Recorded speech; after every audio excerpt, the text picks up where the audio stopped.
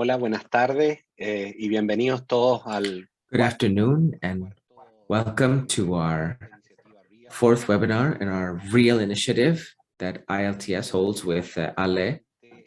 The topic will be liver transplant due to hepatocellular carcinoma in countries with low donation rates. We have an expert panel for you today with a speaker who will be presenting this topic. And the moderators, we have Dr.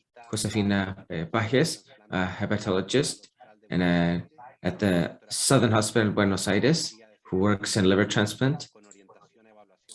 She has assessment in health processes, and she's been a part of several health societies. She's been the representative of the liver transplantation interest group and coordinator of the cirrhosis interest group of the Latin American Association for the Study of the Liver. I'm Dr. Juan Pablo Arab, professor of medicine at the Catholic University of Chile. I am a member of ILTS and ALEH, or ALE. Thank you, Josefina, for being with us today. Dr. Pajes. Thank you. I'll be introducing Dr. Federico Piñero.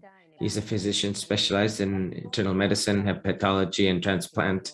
He's actually working at the Austral University Hospital of Buenos Aires, Argentina. He's a clinical researcher focused on hepatocellular carcinoma. He has a wide experience in clinical research and has been more than 30 papers indexed in PubMed. He has master's in science and clinical epidemiology and research for public health from the University of Buenos Aires. And he's a wonderful person, and he's the regional coordinator for ALE, ALEH, the interest group for hepatocellular carcinoma. As panelists, we'll have Dr. Marrero, gastroenterologist and hepatologist, chief and professor of medicine at Penn Gastroenterology. He's a leader in the field of advanced liver disease and liver transplant. He's an expert in liver transplant in patients with hepatocellular carcinoma. Coming up, we also have Dr. Blanca Norero, gastroenterologist and hepatologist. She's the head of pathology at the Soto del Rio Hospital, and her main interests clinically are hepatocellular carcinoma and nutrition in liver disease. And Dr. Nazia Selzner, a transplant hepatologist and medical director of living donor liver transplant in the IMERA Transplant Institute, Division of Gastroenterology, University Health Network, and AP of Medicine at the University of Toronto. Dr. Selzner focuses on protective strategies against liver damage, and her other research areas and interests would be in access to liver transplant and liver transplant from a living donor. Federico, thank you very much. The floor is yours. Good evening. Thank you for having me, Juan Pablo.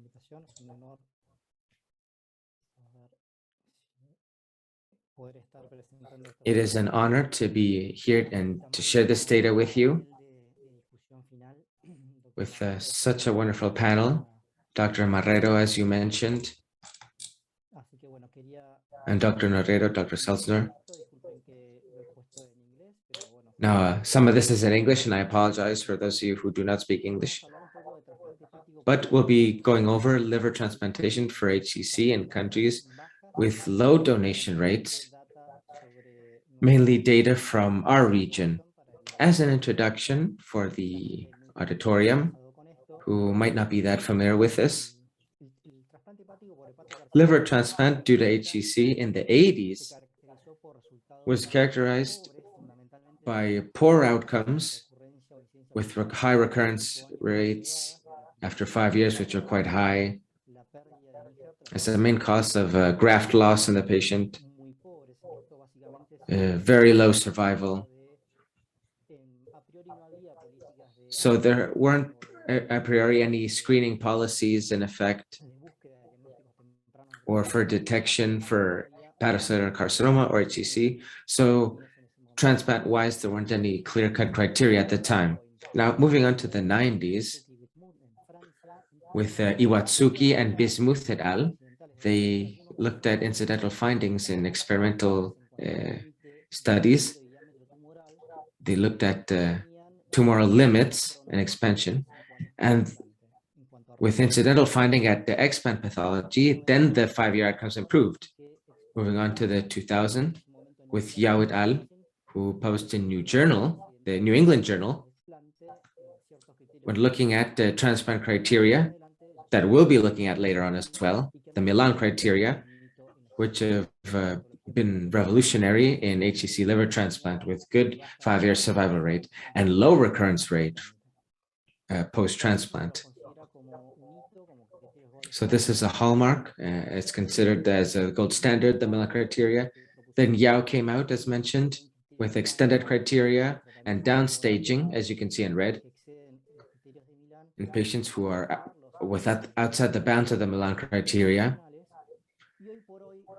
And the idea is to move towards composite models, which means criteria optimization models to try to refine the eligibility criteria, both in patients that meet Milan criteria and with patients that are outside the bounds of the criteria, but also with a focus towards biomarkers. Of course, recurrence of HCC is considered metastatic disease, as you know, with poor survival long-term, with the median overall survival, or OS, which was initially reported at 6 months and lower than 5% after 3 years. And today, despite the developments in systemic therapies and local regional treatments, there's still an absence of curative treatments for post-transplant recurrence. And it's a primary cause of death in this group of patients.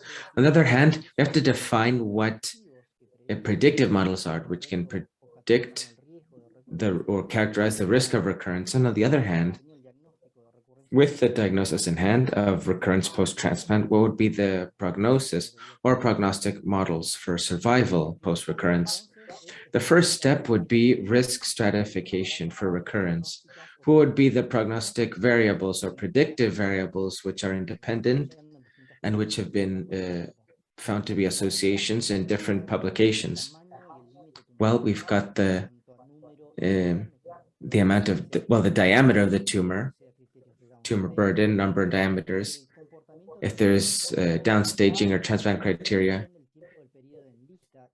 the pathology analysis, or the tumor behavior during the waitlist period,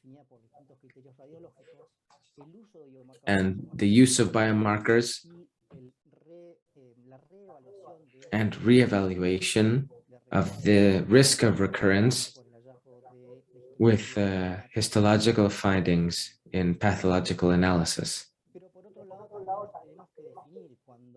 We also have to define, when looking at these events, post-transplant events, what would be the primary outcome that we have to look at, and what to model or to predict based on this primary event or outcome. These are independently associated variables.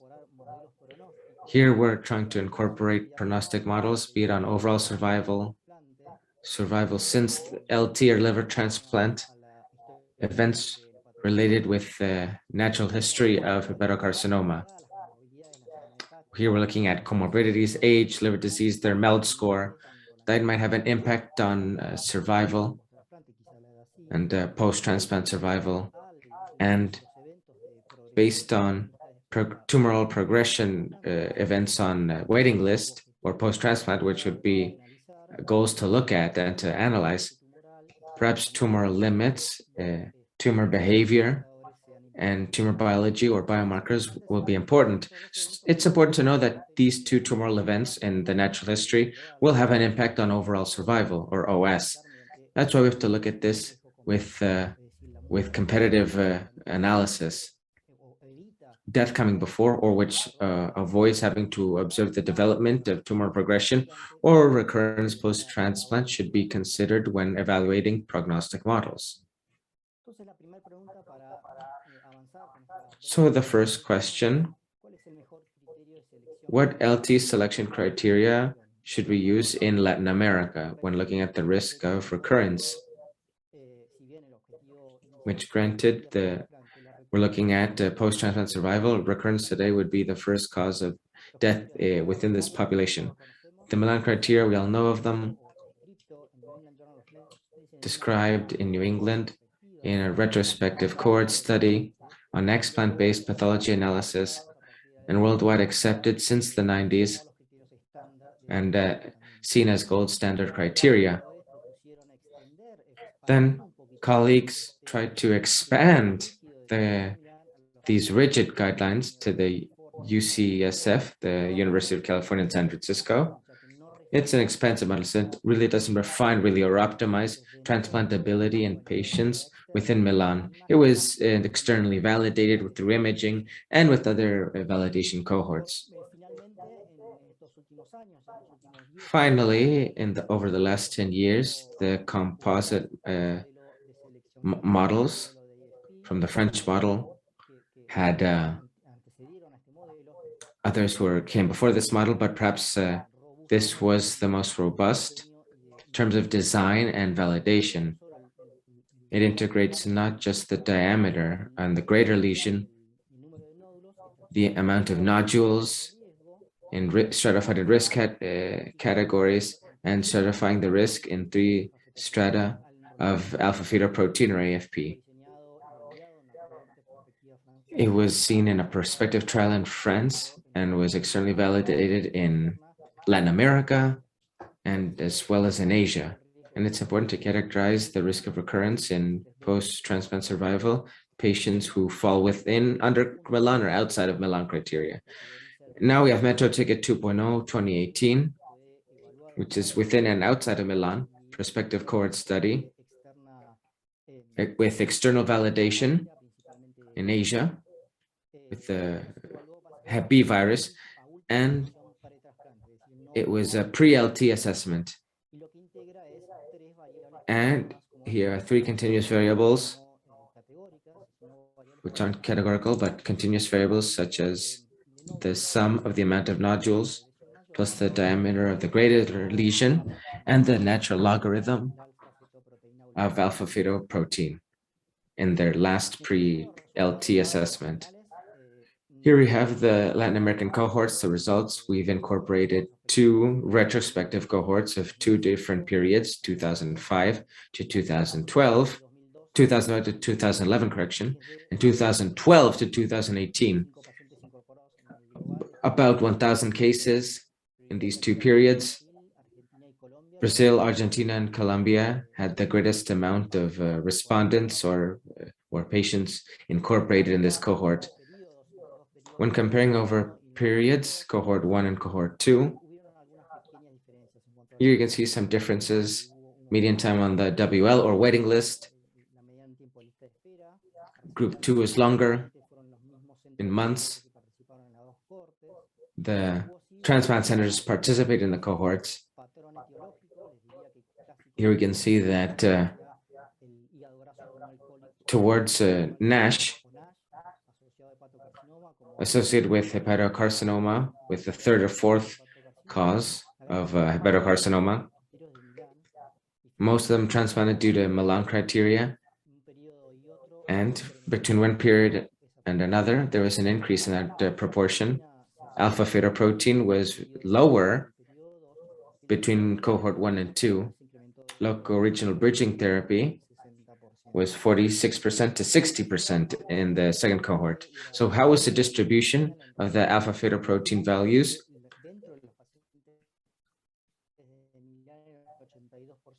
Among the patients within Milan, 82% had alpha-fetoprotein below 100 NGs per milliliter. Only 73% had under 100 when they were outside of Milan. So what's important in this multivariate analysis of competitive risk, competing risk correction, you can see the effect of alpha-fetoprotein in the risk of developing post-transplant recurrence over follow-up is independent of the amount of nodules and the major nodule diameter. These 3 variables, as you can see in red, seen by imaging and serology when enrolling the patient on the pre-transplantation list. We have validated externally the selection of candidates within and outside of Milan or beyond Milan. Now, the patients within Milan, the P-score equal or greater to 2, lesser or equal to 2 points, had similar recurrence, but with the patients with AFP score more than 2 points within Milan in blue or with outside of Milan in orange, it's a population with a greater recurrence risk and different survival after 5 years. Now, here we have similarities and differences in terms of the design and the validation, and we'll be going over this point by point. In terms of the design, in the French model, a Cox analysis, it wasn't a competing risk analysis, it was multivariate, and we could see that with a beta coefficient, a score was created for each variable, and a numerical score was able to be created. Now, here we had categorical variables, each of one of which incorporated risk categories or strata of a numerical category. But Metro Ticket 2.0 incorporates two numerical variables, continuous ones, not categorical ones or binary ones. Logarithm 10 with alpha fetoprotein and number plus diameter of vital tumors. In Metro Ticket 2.0, when it was published with discrimination towards AFP score. Now, we have presented this study. We presented last year, and it's been peer-reviewed, and we had a Latin American cohort and European one from over 2,000 patients transplanted due to hepatocellular carcinoma, and both Metro Ticket 2.0 and AFP score have similar predictive value, and there would be an improvement with Metro Ticket vis-a-vis AFP score. When categorizing due to thresholds, the Metro Ticket 2.0 or the thresholds from AFP score, we can see that in both models, there's overlaps and gaps between risk evaluation and strata. When comparing the discriminatory power for HCC recurrence compared to the AFP score, we can see that on the one hand, the compound models are clearly superior to the Milan criteria in their discrimination of risk. When comparing with the compound models, Metro Ticket 2.0 is better than AFP score, of course, but this was not the case, though both models were superior as binary models, or due to cutoff or through the thresholds being higher than that of Milan. There is no difference in terms of discrimination power between AFP score and its 2-point cutoff and each threshold cutoff of Metro Ticket 2.0. We didn't see any significant improvement in the reclassification of risk due to the index between Metro Ticket and AFP score. We need a series of mathematical aspects to see what this discrimination power entails. I won't be showing you all of the models, but there's another models such as HCLT score, HALT HCC score. It integrates the expansion of the tumor as a score, calculation of the hypotenuse in the amount of lesions, the greater lesion, defined by Pythagoras' theorem with a corrective factor, which is the beta coefficient, 1.27 plus another one, using the AFP logarithm and another beta coefficient to get the score. It's very interesting because it's a continuous model in which takes into account hepatocellular function. But look what these authors propose. This discrimination power is greater than other models, such as non-compound models, numerical models such as up to 7 of Milan, with a discrimination power which is close to 0.8 You can see in the discussion, they propose that mathematically, the models that make up numerical variables, it's to be expected that they have greater discrimination power. Other proposed models would be Tokyo criteria and the 3-model biomarker approach and the Kyoto approach to use alpha fetoprotein or DCP in patients who have AFP over 250 nanograms per milliliter. The function is lost with AFPL3. So it could be useful in patients with AFP under 250 and for optimizing the transplant candidates. Moving on to point 2, can we include downstaging protocols in Latin America? We all know this publication, this phase 2 trial published a year ago by Mazzaferso et al. And you could see that patients who go to downstation versus those that don't go to transplant and downstaging, there's clearly a benefit in overall survival. The problem is, to what limit in terms of diameter and lesions in UCSF, all comers, do we use biomarkers or other criteria in terms of compound criteria, such as the consensus?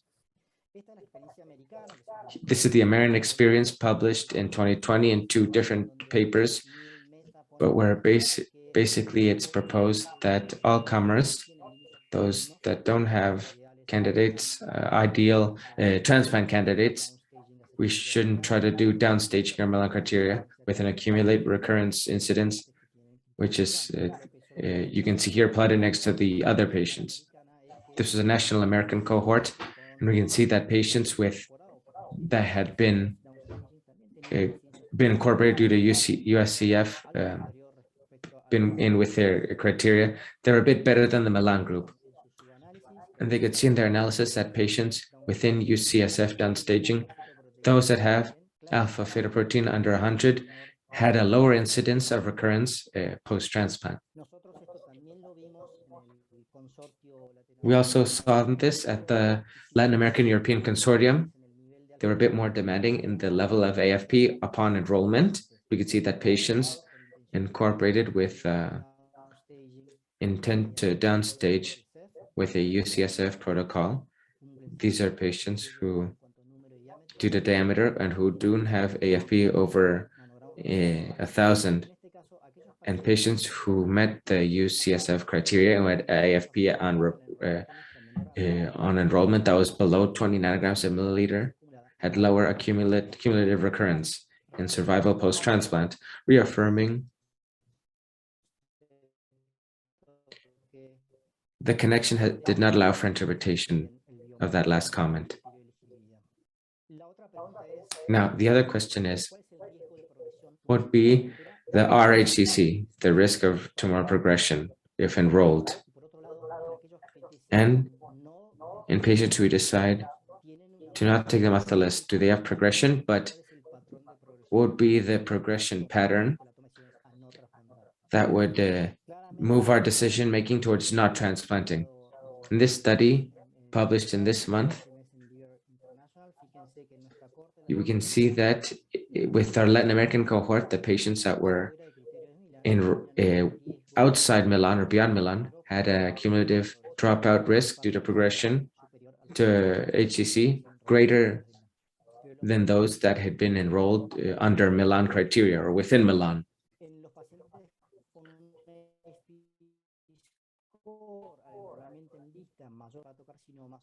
In patients within Milan, an AFP score over 2 points discriminated 2 populations with a higher risk of HCC dropout.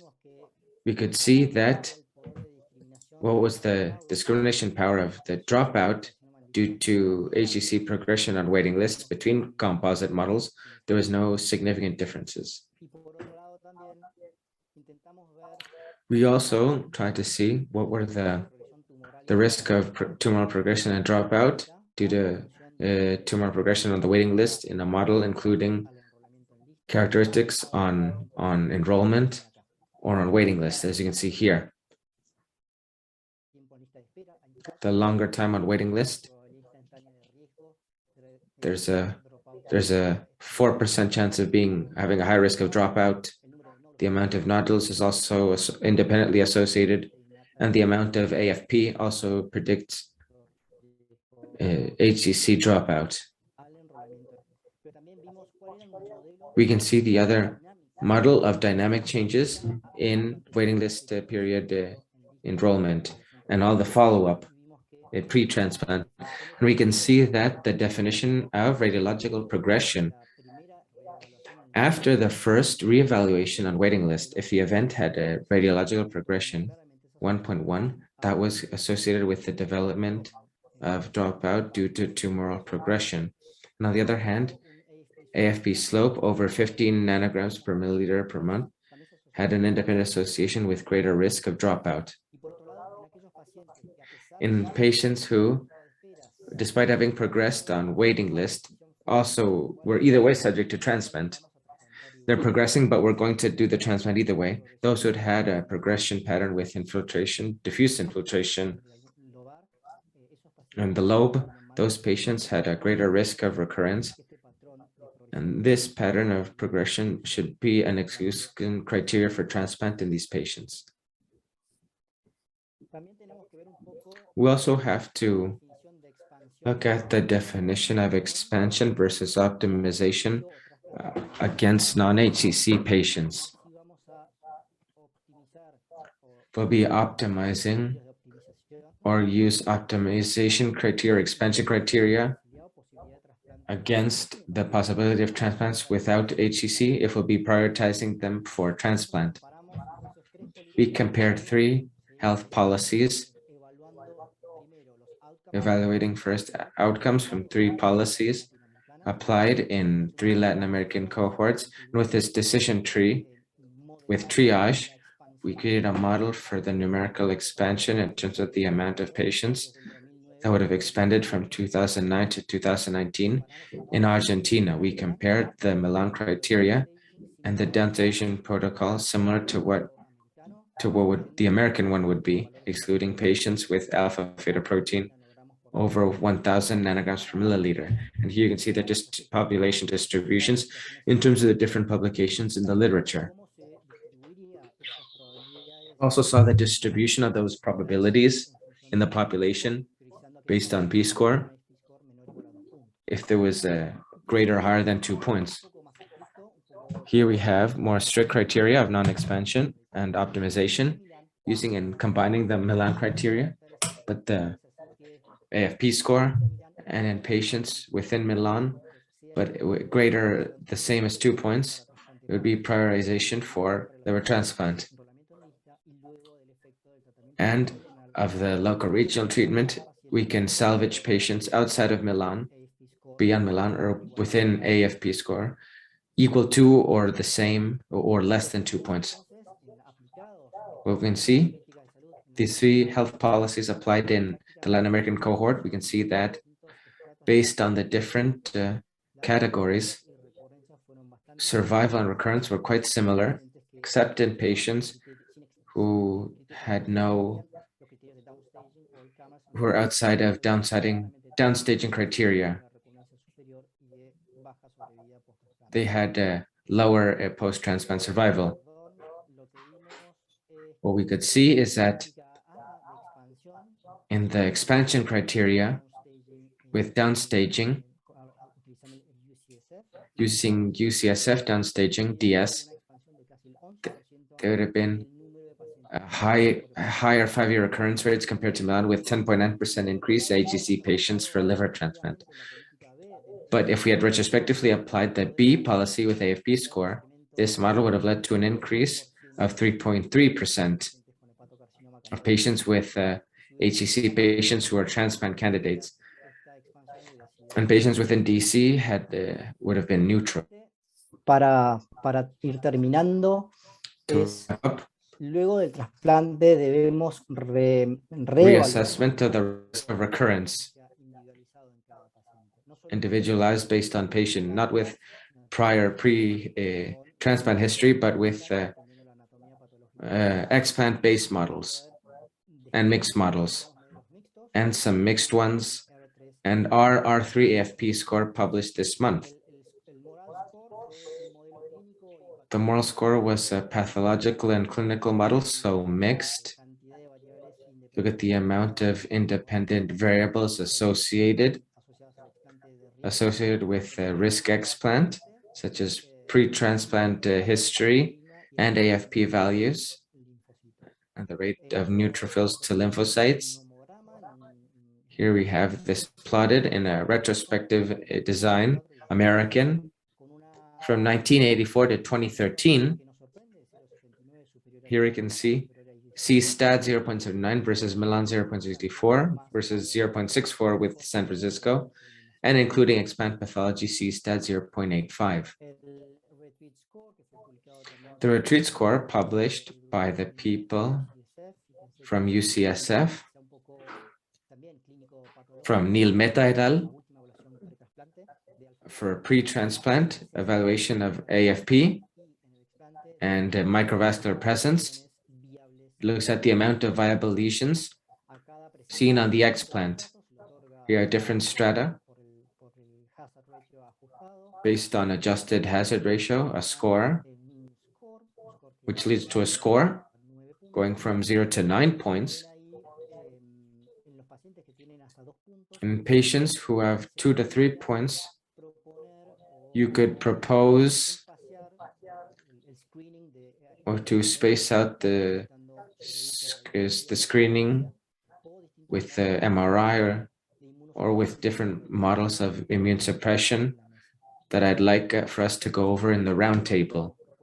We've done the same. We've proposed in the European Latin American cohort, in a European training cohort, and in a Latin American validation cohort, we had a composite model for AFP and explant. Here you have the amount of nodules, the size of largest nodule, presence of MVI, nuclear grade, and the last pre-LT AFP value. We had Wilbur C index, and two points was the threshold between very low risk and high risk. And here we had those that had very low risk of recurrence, less than 5% after 5 years, low risk 15% after 5 years, intermediate high, and very high risk of recurrence. And it's not just for designing immune suppression strategies, but for follow-up post-transplant strategies that I'd also like to go over next. Finally, what we saw in the first Latin American cohort, the use of immune suppression over the natural history post-transplant. Here we have different treatments post-recurrence. In terms of post-recurrence treatments, what the prognosis would be, the independent ones associated with better or worse prognosis, post-recurrent diagnosis. You can see that early recurrence within 1 year post-transplant is independently associated with a worse prognosis, but in this subgroup of patients, the targeted treatment of recurrence, HCC, local regional or so forth, will lead to an impact in post-recurrence survival. Here we and a cog regression analysis. Here we're looking at post-transplant immune suppression in a Latin American cohort. It's quite heterogeneous in the immune suppression schemes. In red, we still use cyclosporin. This is from 2004 to 2011. Today, the use of tacrolimus or corticosteroids would be, and after year 2, there's still use of corticosteroids. These patients should be the least immune suppressed possible.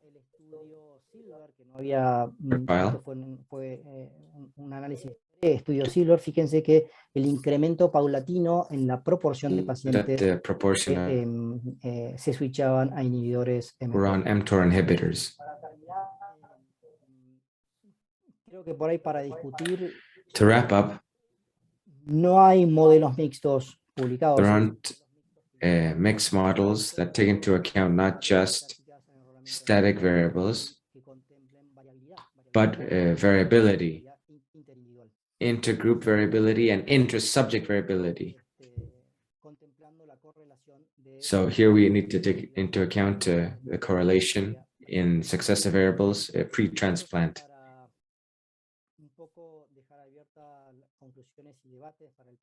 For conclusions and debates for the roundtable, first, to talk about the Milan criteria being too restrictive, there's better discrimination and NRI of RHEC with composite models.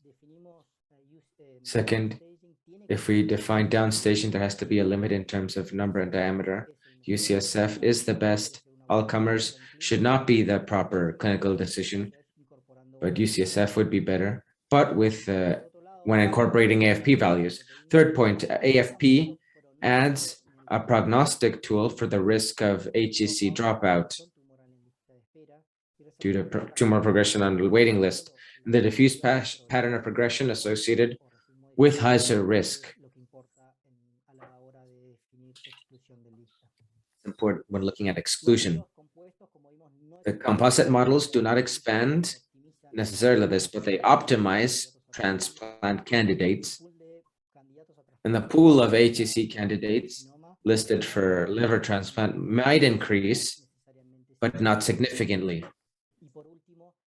Fifth, we need a reassessment of the RHCC risk, which could be useful to propose different surveillance programs, immunosuppression schemes, and as a stratification factor for future RCTs, or to look at adjuvant treatments.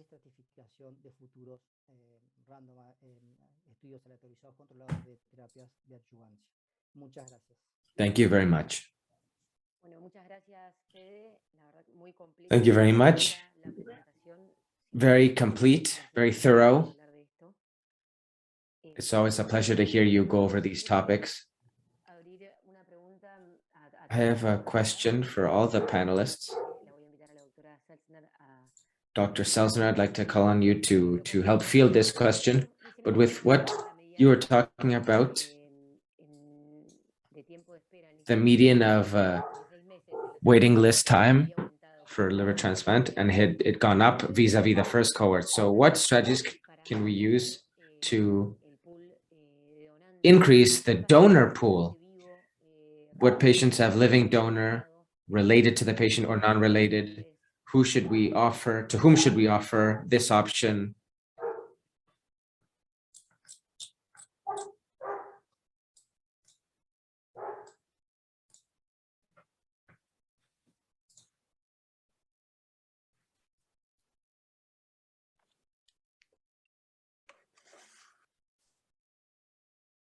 Sorry, is this a question for me? I missed the first part. Okay, sorry, I missed the first part. First of all, very nice presentation. I really enjoyed your talk, and it's not easy to wrap the whole area of HCC recurrence predictors on such a short amount of time, but great presentation. So in Toronto, for our HCC patient, there is a few things. We use the criteria that is taking into consideration not the size, not the number of the nodules, but rather the total volume of the tumors, and we follow a 200 maximum volume of the tumors, and it's a specific calculation based on radiology as well as alpha-fetoprotein for 1,000 at the limit of 1,000. So if the patients are meeting those criteria, they can be listed in the province of Ontario for HCC with deceased donor liver transplantation, and then they get exception point. They are listed at the exception point of 222 for their male, and every 3 months they get an additional 3 points. So eventually, after a year of waiting, they can attract a deceased donor. because we are very active in terms of living donation, we offer living donation to all our HCC patients, to all our recipients, including the HCC patient. And we believe that that if they can get a transplant sooner, it's in their advantage. And we give them, you know, the options of various type of access to living donation, whether it's a family member or an anonymous donor. It doesn't really matter. What is important, if they can get a living donation as soon as possible.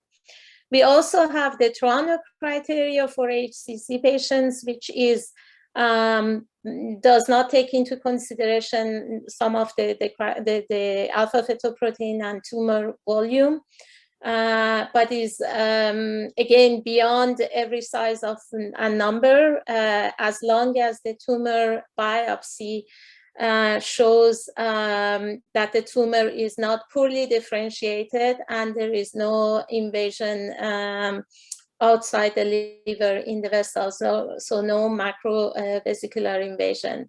Those patients can be listed for transplant. They go through downstaging, but only for a living donation. So that's a little bit what we do in Toronto. And I think we did publish extensively our outcome, both with the Toronto extended criteria and with HCC living donor versus deceased donor. And there was no difference in terms of short-term and longer-term outcome post-transplantation. I hope that was the answer to your question. Muchas gracias, doctora Selzner. Ahora yo tengo Thank una... you very much, Dr. Selzner. I have a question for Dr. Norero. What selection criteria should we be using, especially when taking into account that you work in a country that perhaps has a donation rate which is much lower than what Argentina or Uruguay has? And if we should adopt these new criteria, be more strict or lax? Thank you, Federico, for your presentation and for having me today, of course. As Juan Pablo mentioned, we have a very low donation rate.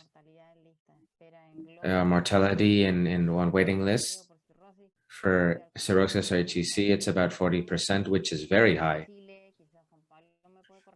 In Chile, perhaps Juan Pablo could correct me, up to 2016, we used quite strict criteria just within Milan. And while we were using those criteria, together with a waiting list, which could be about a year on a patient when it's for HCC, that was probably key because patients with an aggressive etiology we'd observe that recurrence post-transplant for HCC was quite rare. And on the other hand, perhaps we were living out a lot of patients with a good prognosis beyond Milan with the transplant. So in 2016, we went over our norms, our guidelines. We had the option to include patients as downstaging based on the Yao criteria, which I think is good. But those patients, after meeting the downstaging criteria, have to wait in the long waiting list. And there's a lot of patients who will be taken off the list due to the poor biology that they'll be showing on waiting list. In Chile, with the high waiting list and the mortality on the list, it's difficult to propose expanding the criteria even more. What was done in 2016 to include downstaging, for example, that's good. But this is a job that it's difficult to weigh when looking at the patients that are non-HCC that die on waiting list. What's key is to perform an exhaustive review and our own outcomes, our own results, to know what our recurrence is, to get to know what exactly our rates are post-transplant for HCC. And not just that, but the prognosis in terms of life expectancy. We need to see the survival rate, and based on those results to say when we could be in the conditions of expanding our criteria, both the limitation of organs that we have, I believe it's difficult to put this forth, to take a step forward in terms of what we had already done in 2016. Muchas gracias. Thank you. Doctora Paje, ¿alguna otra? Dr. Pajes? We have some questions coming up on the chat. Ezequiel Mauro, they're congratulating you for the presentation, first of all, and the AFP module in Latin American cohorts. It has some concerns. There's difference between diagnostic efforts between BRADS 4 nodules, non-biopsied, differences in acceptability criteria for the different regulations in Latin America, differences in the waiting list dynamics on a regional level. And they put forth that what role local regional treatments have, bridging treatments, if prediction is on the baseline. For example, if it's equal to the risk, if the lesions have complete response and to lower AFP to below 100.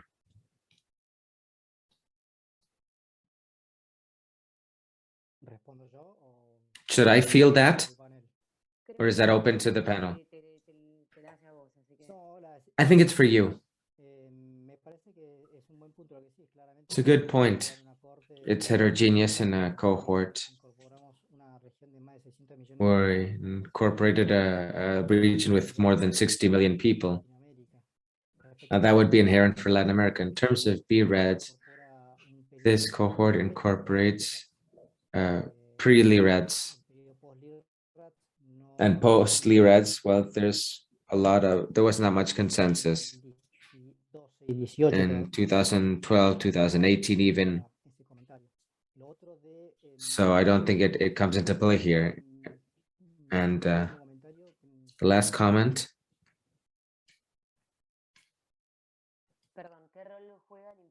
What's the role of the impact of local regional treatments and bridging treatments in the prediction? The prognostic models that we look at were not in enrollment on waiting list, but throughout the time on waiting list and the last pre-transplant visit, radiologically, serologically, adjusting the models due to the effect of local regional therapy. We didn't incorporate in cohort 1 the defining effect of radiological response. That was incorporated in cohort number 2 with RECIST criteria 1.1, prioritizing the 1.1 criteria. Granted, it was retrospective cohort with everything that implies. The modified criteria would lead to more heterogeneous results from the centers when looking at it radiologically, especially partial responses. Now, complete response by RECIST 1.1 is difficult to assess. Almost in a utopia, you'd find something based on the 1.1 criteria. So we had these snags, and we looked at objective response rate as a global response rate, if it was partial or if it was complete, which was quite low. And adjusting by object response rate, we didn't see a protective effect, but we could see a risk reduction effect in patients who had complete necrosis on the explant, absence of lesions. They had a lower risk of recurrence post-transplant. And Blanca, this is something we had this discussion in Argentina, the fear of expanding. And the composite models don't really expand. What they do when using biomarkers, they optimize. They streamline the selection criteria within patients within or beyond Milan. So I understand the lack of equity in terms of patients that don't have hepatocarcinoma, non-HCC, but it's also lack of justice, for example, or inequity of a patient with good biological criteria in terms of diameter and serological testing of telling them no to a liver transplant. And this decision tree model, we could see that beyond Milan, increases, of course, the amount of candidates. The ones that optimize within and beyond Milan, what they do is they optimize within and beyond Milan. There's a trend towards expansion, but not real or numeric, the ones that numerical ones created without biomarkers. Thank you, Federico. Question for Dr. Marrero, but Dr. Hernandez has a comment. Thank you. Thank you very much.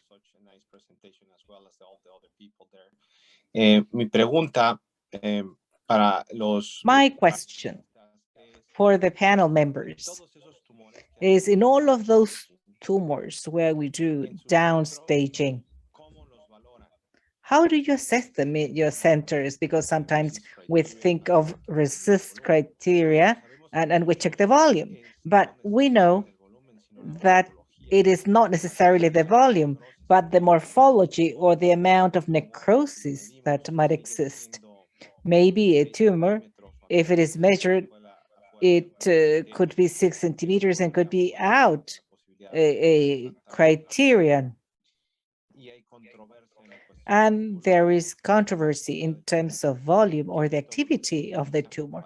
What methodology do you use to assess response to local regional treatments in those patients? Maybe Dr. Marrero can answer that question. Yes, of course. Thank you very much for the invitation. The model that has been validated, modify RECIST, which is the criterion that uses the diameter of the tumor, but the diameter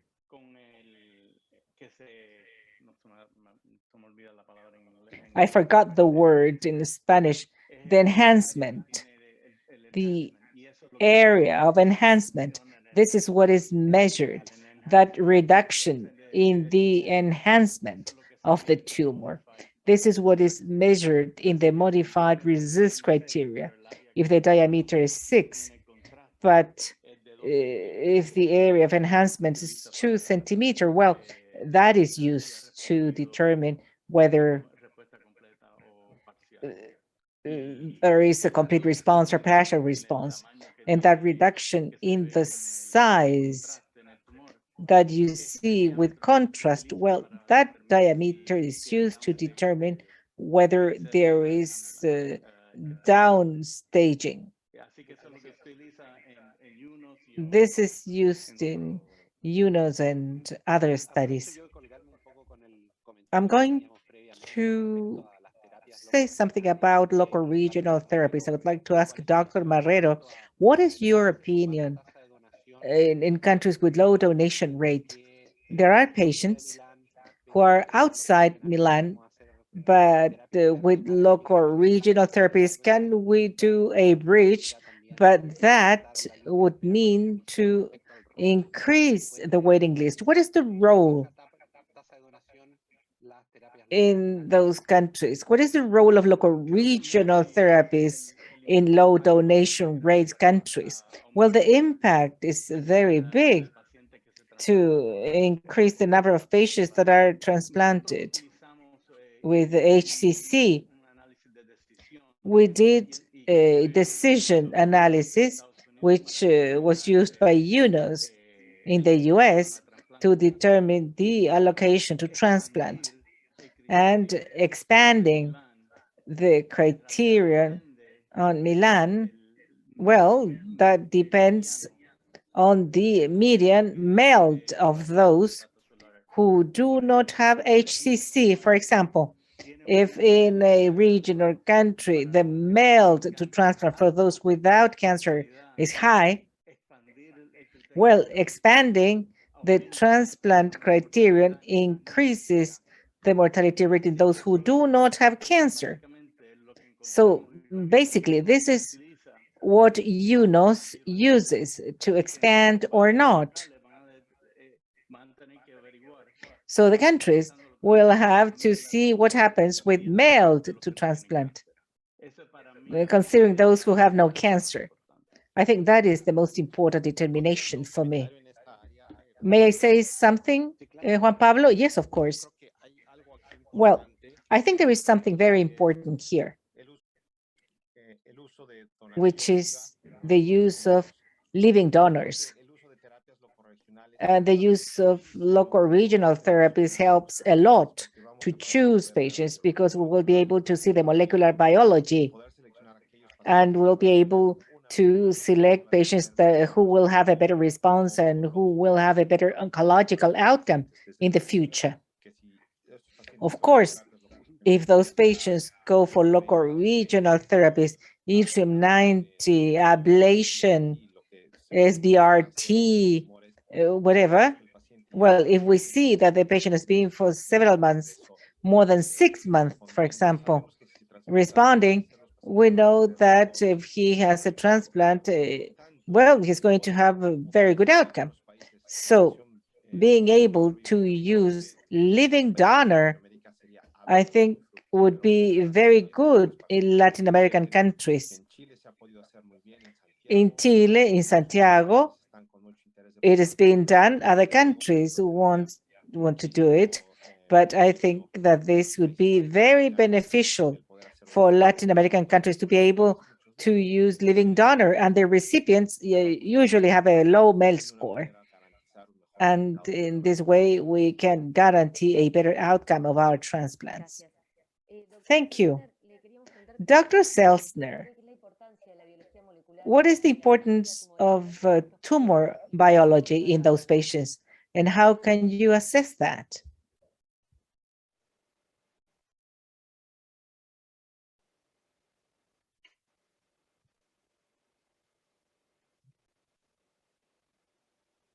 So, Nasia, this question is for you about the tumor biology. Can you hear me, doctor? How important it is and how you can assess it.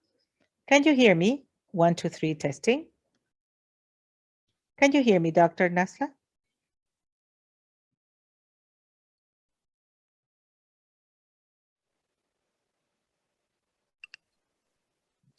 She's muted. Nasia, can you hear us, Nasia?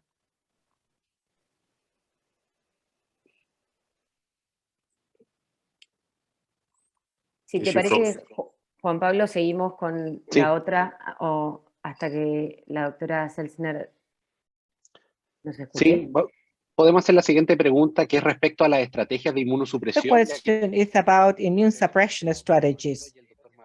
Dr. Norero, Dr. Marrero, could you give me your opinion about whether you use a particular strategy with the patients that have HCC vis-a-vis those without HCC, mTOR, or what might play a role in terms of immune suppression? Dr. Norero, as I said, up until shortly ago, downstaging criteria were included. Up until shortly ago, we didn't see much recurrence on HCC transplant.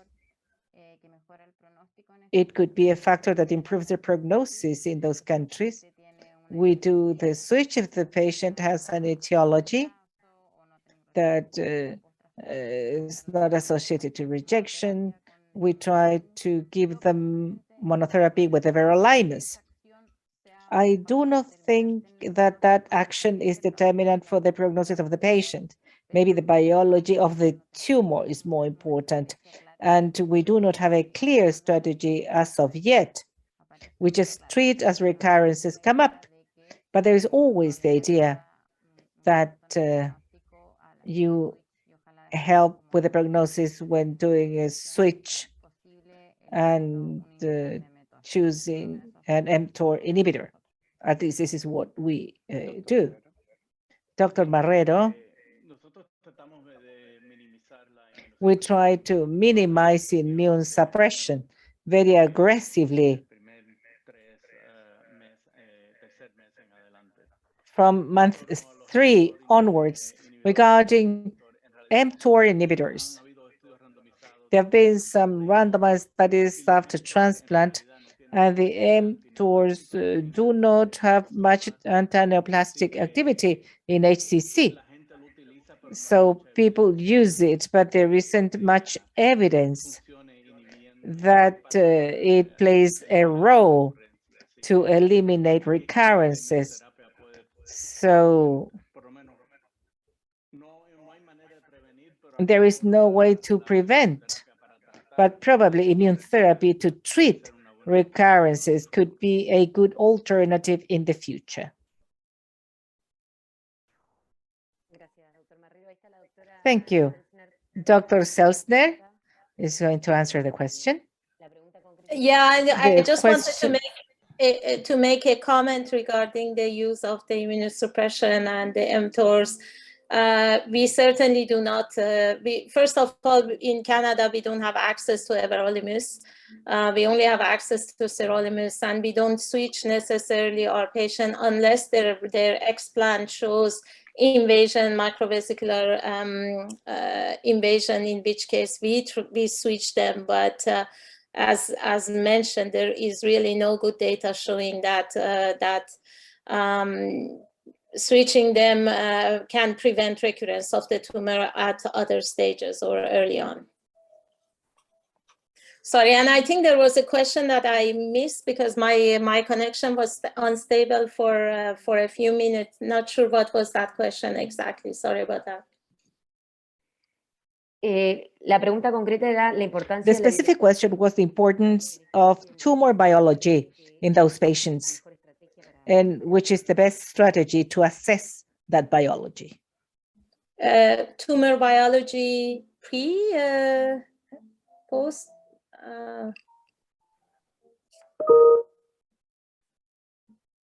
Sí, la biología tumoral antes del trasplante, en los pacientes que están candidatos a trasplante. Tumor biology before transplant in patients that are candidates for waiting list, how to assess it and which is the role? Well, I mean, that's a very good question. I don't have a very good answer for that. We certainly we don't have biomarkers. We don't use particularly at any biomarker.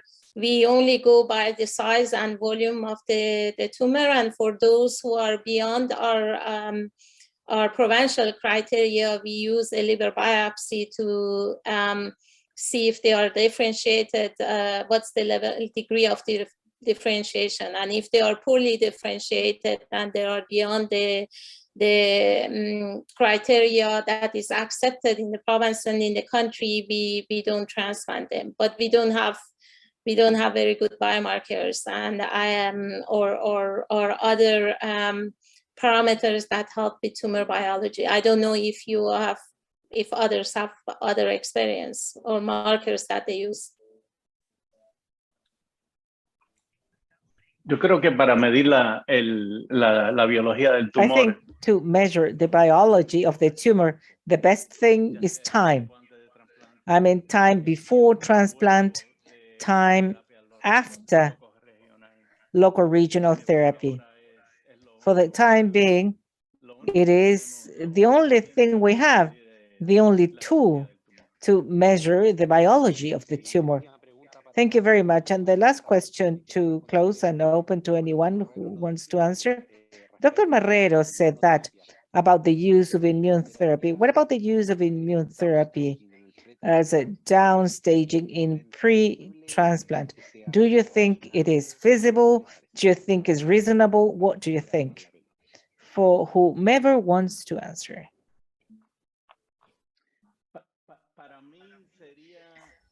For me, that all depends on the studies that will come from the combination of chemoembolization plus immune therapy.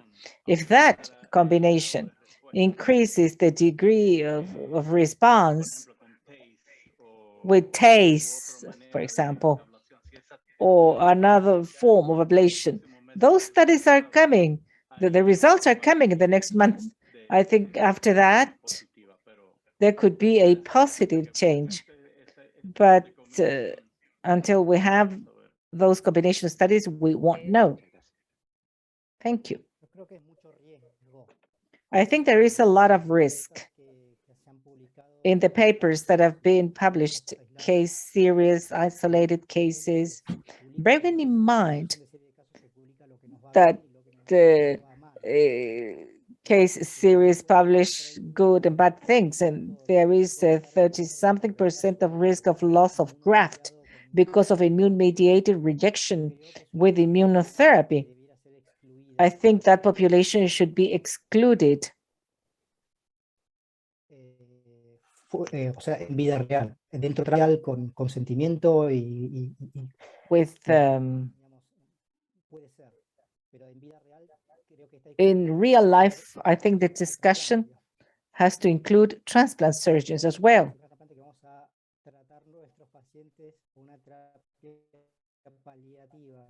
I'm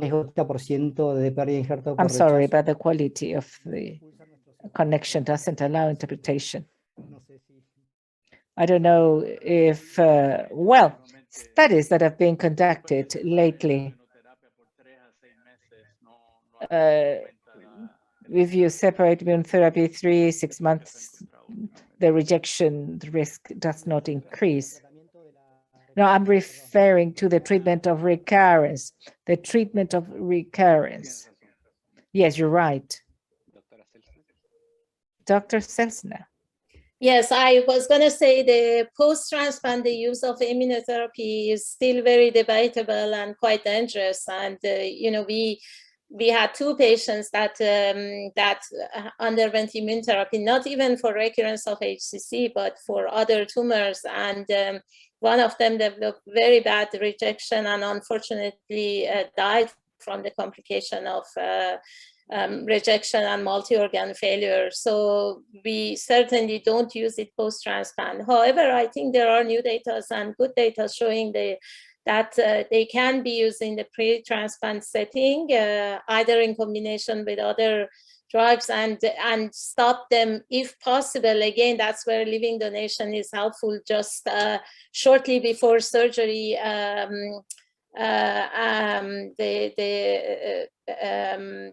when it's planned. And I think those are certainly future treatment to be considered. Sí, yo estoy de acuerdo que es clave, es un mundo totalmente distinto. I agree, it's key. Immunotherapy is a different world when we speak about pre and post transplant in the HCC. In pre-transplant, we will continue seeing more case reports. There could be a publication bias, as Federico says, but I think it is key the time when immunotherapy is stopped, from that time to when transplant is received. Maybe you could reduce the risk by 90% in terms of rejection. And as patients have more access to all kinds of combined therapy, where you mix local regional therapies, etc., is something that will be seen in the future. It is difficult now to include it in the standards because it requires more evidence, but it is something that we will have to continue to explore. Well, thank you very much. We will close. I want to thank the panel members, Dr. Norero, Dr. Selsner, Dr. Marrero. Thank you very much for your participation. Federico, excellent presentation. It's a pleasure to listening to you, and thanks very much to all of our panelists. Thank you. Saludos. Buenas noches. Bye-bye. Good night. Gracias a todos. Thank you, Nasia. Bye. Thank you. Bye-bye.